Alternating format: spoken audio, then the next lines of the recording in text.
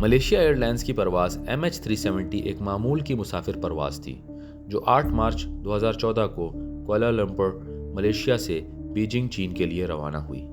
اس پرواز میں 227 مسافر اور 12 عملے کے افراد سوار تھے، لیکن یہ طیارہ اپنی منزل تک کبھی نہ پہنچ سکا اور تاریخ کے سب سے بڑے فضائی مہمہ میں تبدیل ہو گیا۔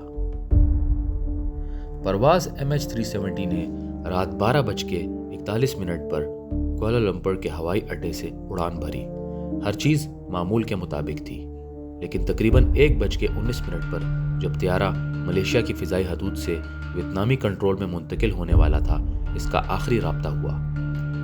کپتان ظاہری احمد شاہ نے آخری بار کنٹرول ٹاور سے کہا، "آل رائٹ، گڈ نائٹ"۔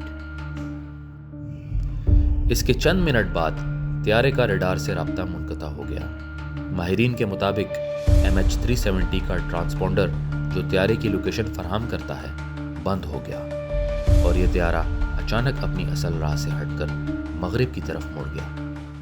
فوجی ریڈارز نے اسے بحر ہند کی طرف جاتے ہوئے دیکھا، لیکن کچھ دیر بعد مکمل طور پر لاپتہ ہو گیا۔ جب طیارہ وقت پر بیجنگ نہ پہنچا تو سرچ آپریشن شروع ہوا۔ تقریباً 39 ممالک نے اس طیارے کی تلاشی میں حصہ لیا، لیکن ابتدائی طور پر کوئی سراغ نہ ملا۔ مختلف نظریات پیش کیے گئے: فنی خرابی یا آگ، ہائی جیکنگ، پائلٹ کی خودکشی، امریکی یا کسی اور ملک کی کارروائی۔ ٹھیک 2 سال بعد جولائی 2015 میں بحر ہند کے ایک جزیرے ری یونین سے طیارے کا پہلا ملبہ ملا۔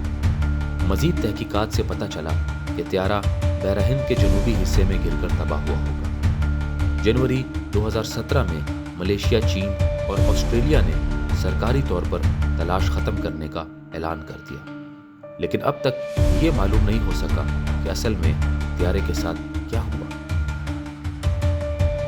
MH370 کی گمشدگی ہوابازی کی تاریخ کا سب سے بڑا معمہ بن چکی ہے۔